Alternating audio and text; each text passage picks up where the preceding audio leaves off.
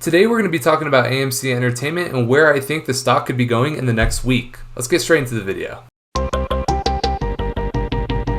Hi everyone, my name is Zach and welcome back to Finance Bro. Before we get started with the video, I'd like to ask you guys to please comment your favorite stock at the moment, why it's your favorite stock at the moment, and to also leave a like and subscribe as it really helps with the YouTube algorithm. And if you want 2 free stocks that could be worth up to $1,850, then go ahead and get signed up with WeBull by clicking the first link in the description. But with all that out of the way, let's get into today's stock for today, AMC or AMC Entertainment. So obviously AMC is a stock that we talk about quite often on the channel, and for good reason. A lot of people are interested in the stock and there is a lot of upside to it.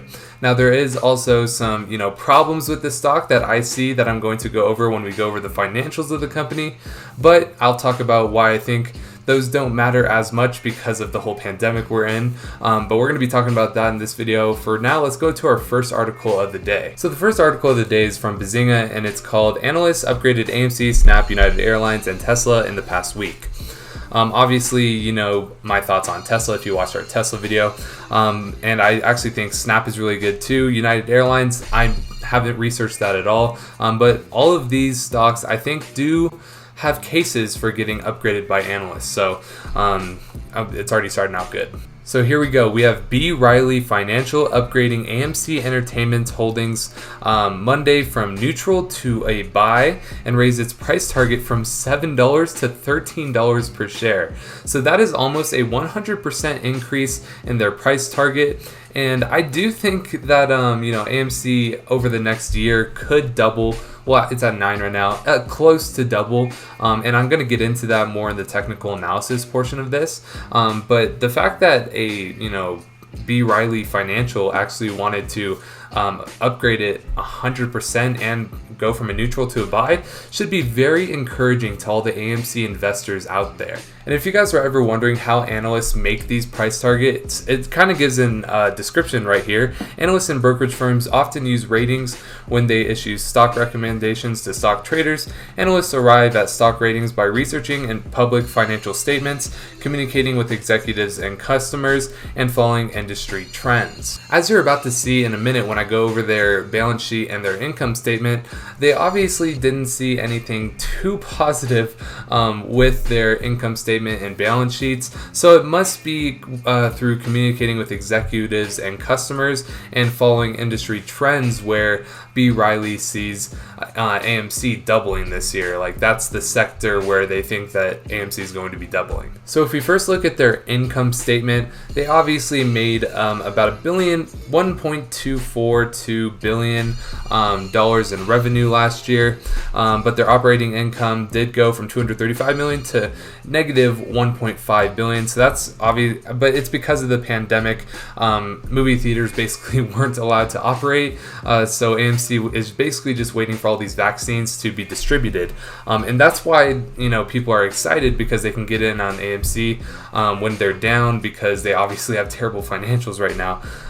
But if we go into the quarterly statements, for the most part the income statement isn't going to matter too much, but we can see in June AMC obviously had no revenue, like 18 million, because they literally could not operate whatsoever, and throughout the months they've been able to operate more, and I think in the next couple of months they're going to start being able to get a lot more revenue because movie theaters are starting to open up. Even in California where I live, we were able to see a movie, obviously with masks and everything, but we were able to see a movie in California, which is one of the more strict states on the whole pandemic situation.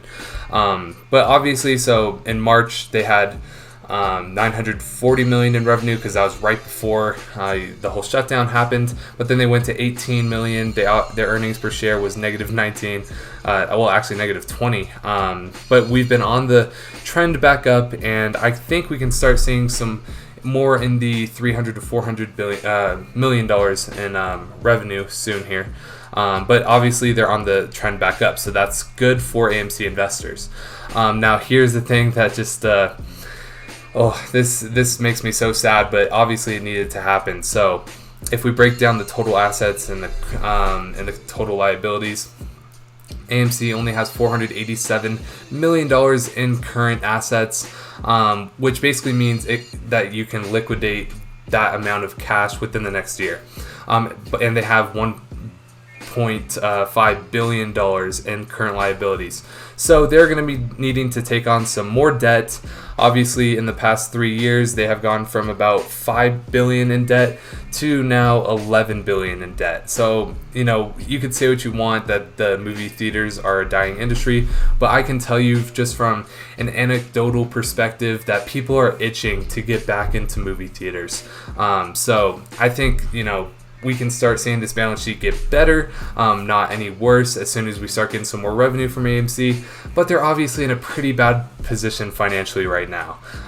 But we will start to see over the next few months, as more vaccines are distributed, some more revenue, and the balance sheet maybe settling down a bit and not looking like a total wreck.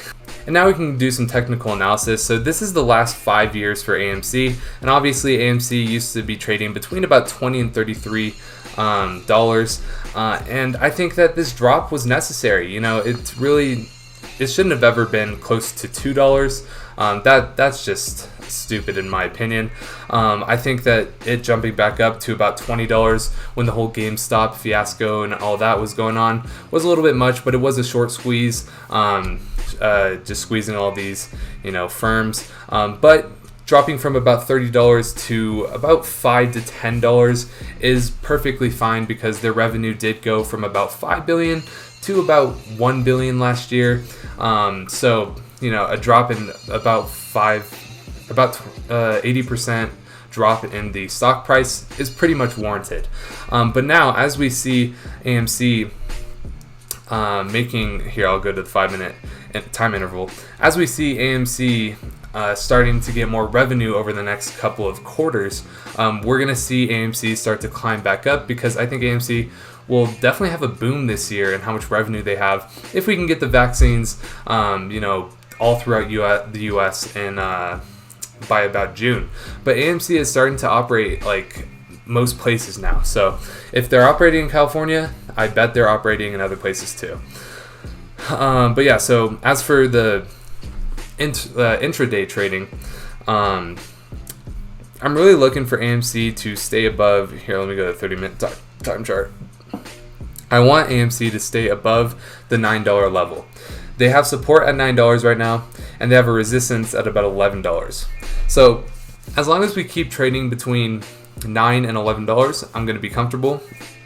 If we do break below the $9 level, I think we can start seeing the $7.50 level next. But I don't think AMC at $7.50, severely undervalued. This is going to be the floor. We're just going to be seeing AMC go up, but this might be a longer road than a lot of people are willing to invest in. But if you're looking for over the next year, I definitely think, just like this other